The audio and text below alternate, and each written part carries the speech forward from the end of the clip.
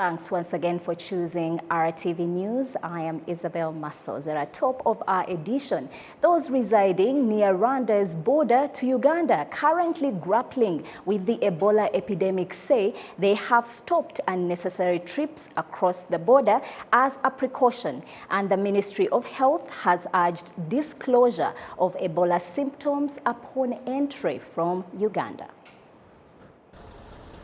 At the border of Gatuna, those coming from Uganda where cases of Ebola have been reported are required to undergo a fever test, provide their profiles and the areas they came from. After the Ebola symptoms are identified, an ambulance takes the patient to a hospital that was designated in Gicumbi district, which is 25 minutes from the border. Some of the travelers say that they took the word to reduce making unnecessary trips. icyorezo cya Ebola kiranadukanze cyane kurusha icya COVID. We are very scared of this Ebola epidemic than COVID, since we know it's killing many people, as we are very scared to go to Uganda. Even residents can't try to use shortcut ways. The measures we took is to avoid crossing the border until this epidemic is over, as it seems it is getting very serious.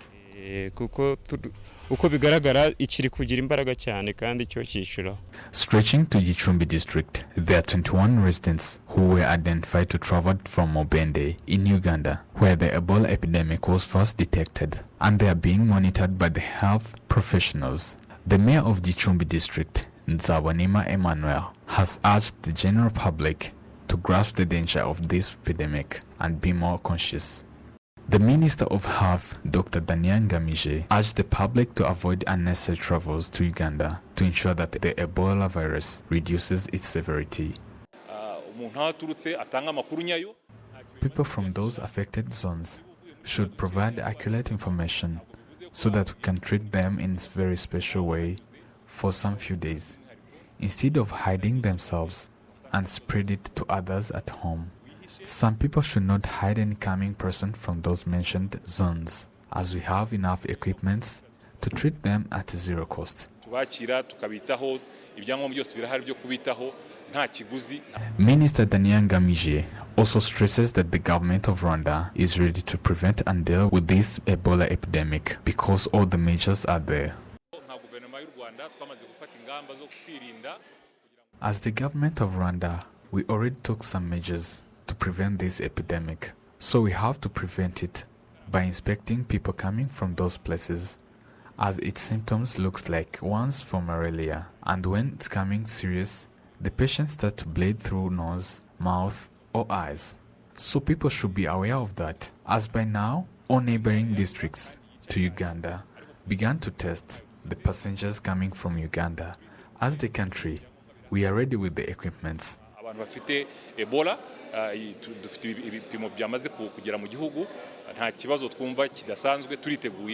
Currently, when travelers enter Rwanda from Mubende and other areas where there are cases of Ebola, they are put in a quarantine to be monitored. Adams Kwizera, RTV News. Thank you, Adams. Now, the authorities in charge of investment between Rwanda and Uganda confirm that the trade between the two countries will continue to grow after the situation normalizes between the countries and after COVID-19 ends. Now, the two countries believe there is a need to put more effort for things to run the way that they were. Nuriath Agasaro with more.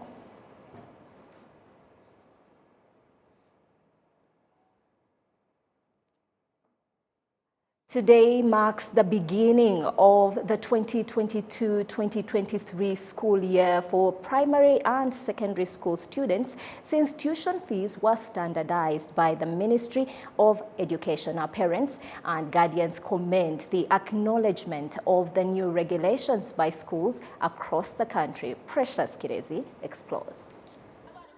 Today kicks off the next academic year nationwide, and parents accompanying their children to school commend the acknowledgement and follow-through of regulations passed by the Ministry of Education. I enrolled my child into school for the first time today, and my fellow parents worried that the government regulations wouldn't be enforced. However, we've been given drop-off and pick-up instructions, and we're trusting in their ability to take care of the children.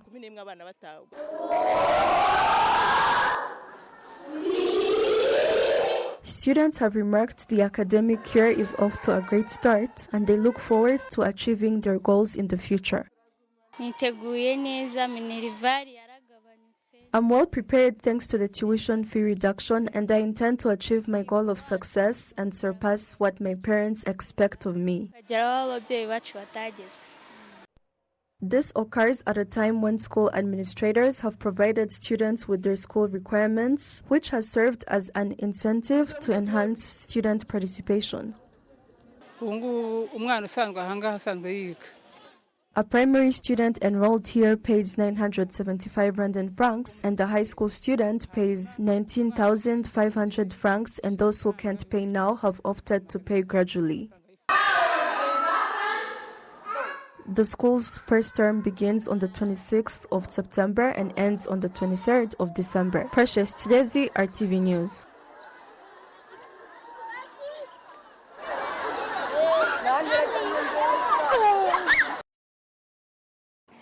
Thank you, Precious. Now, the 8th Pan-African Mosquito Control Association Annual Conference and Exhibition 2022, which is being held here in Kigali for 3 days, has been regarded as found of the African continent and can eliminate vector-borne diseases, which includes malaria that kills around 700,000 people annually.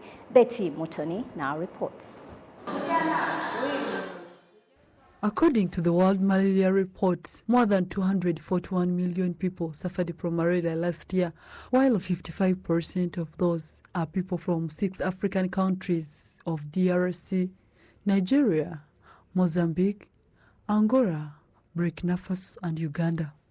The 3-day conference that is held here in Kigali, different researchers from different countries agreed to join together and find solutions to the vector-borne diseases in Africa, as it is explained by Pan-African Mosquito Control Association President Professor Charles Bogo. In Brazil, in 1973, they were invaded by the malaria vectors from Africa and North, and they were able to eradicate that disease, that malaria mosquito from Brazil. Why? It's because they used actually larval source management. In the Americas, they still use larval source management. At that particular time in 1945, during the Second World War, they used DDT before it was banned. But ask yourself the question, why didn't they use DDT in America, in Europe, and when they come to Africa, they said no? Ask yourself why. It is us to solve our own problems. African problems must be solved by African solutions.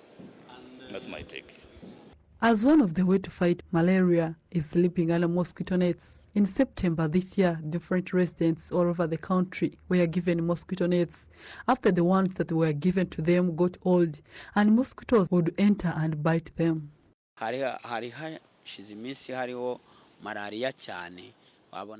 Past days, there was a lot of malaria. So many people were asking us how they can get mosquito nets. They're even ready to buy for themselves. There is one we have just given, and she had 6 beds, and she thought we would give her 6 of them. But that's how the restrictions are. The ones I had were very old, and mosquitoes would enter. They were really few.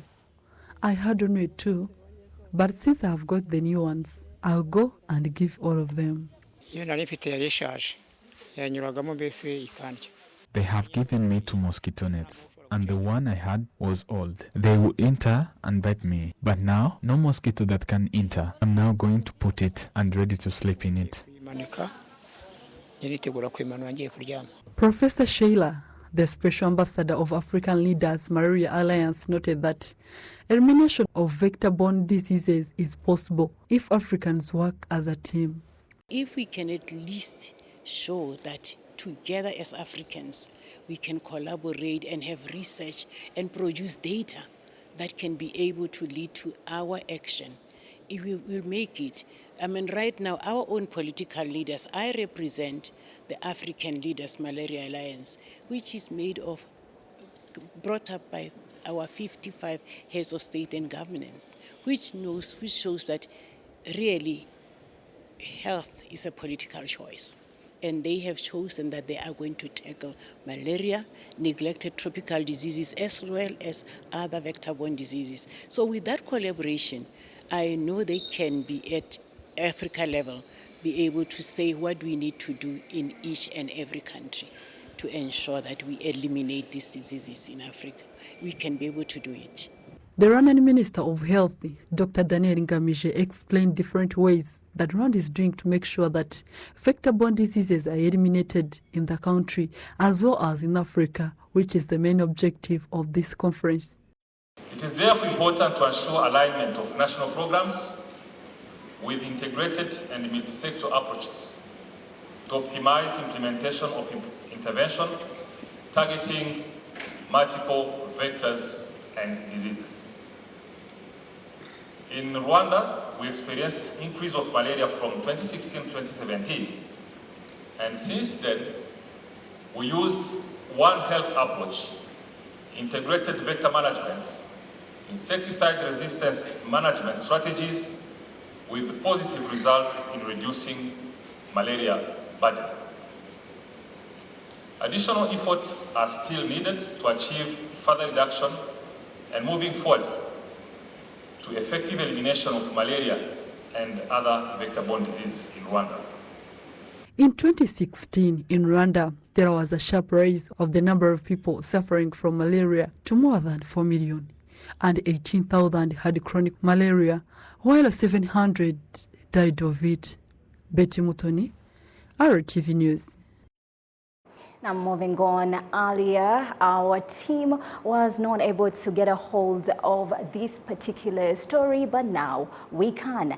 The authorities in charge of investment between Rwanda and Uganda confirmed that the trade between the two countries will continue to grow faster after a situation normalizes between the two countries and the COVID-19 pandemic ends. Now, the two countries believe there is need to put more effort for things to return to the way they were before. Nuriath Agasaro with the details.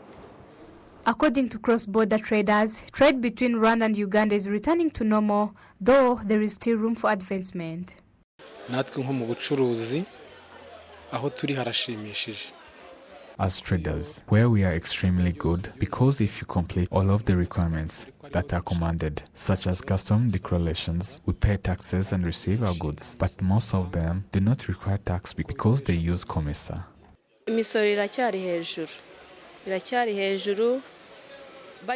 Taxes are still high, but if they reduce taxes on certain products, as traders we encourage us to achieve more. Minister of Trade and Industry Dr. Ngabitsinze Jacques Chrysostome said the number of people applying for cross-border business licenses is increasing, which is one of the reasons for this increasing competitiveness.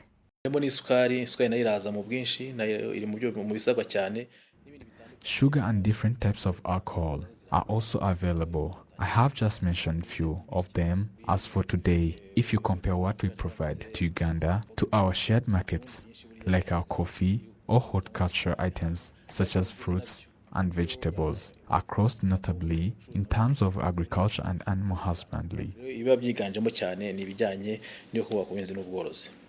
Bizimana Pascal Ganintwari, the Commissioner General of Rwanda Revenue Authority, noted that the COVID-19 pandemic has slowed down trade and commerce between the two countries.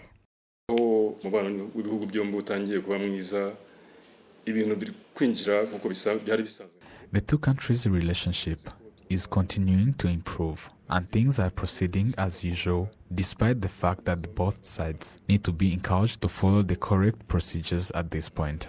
Until now, things have been proceeding in accordance with East African law, which is the common external tariff.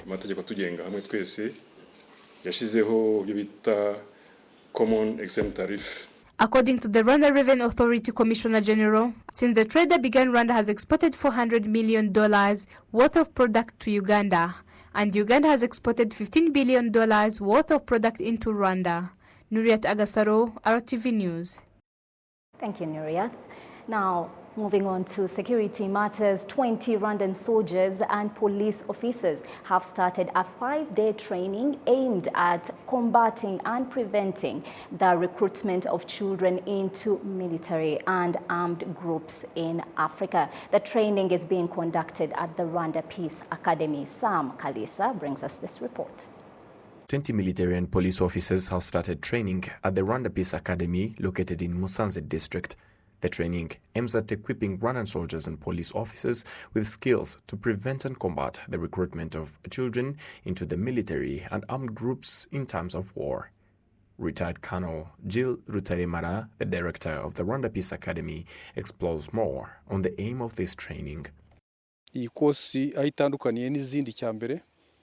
The difference between this course and others is that it is being carried out in French, while others were being carried out in English.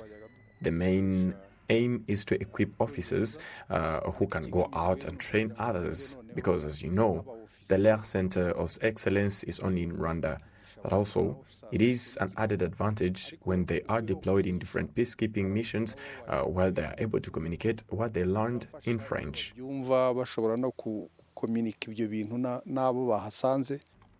Some of the soldiers and police officers who are being trained say that this training will help them in peacekeeping missions in different African countries.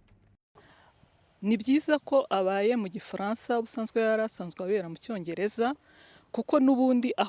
is good that we are being trained in French, because in places where we go for peacekeeping missions, there is where they speak French.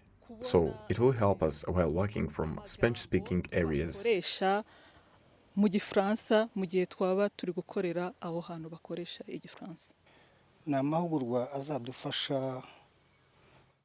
training will help us to address issues that are common on the African continent, in French-speaking countries, where there are rebel groups that recruit and use children in the military and other slavery works. The director of the LER Center of Excellence urged the Rwandan soldiers and police officers to follow the course carefully in order to continue to prevent and fight against children recruitment, which is a serious problem on the African continent.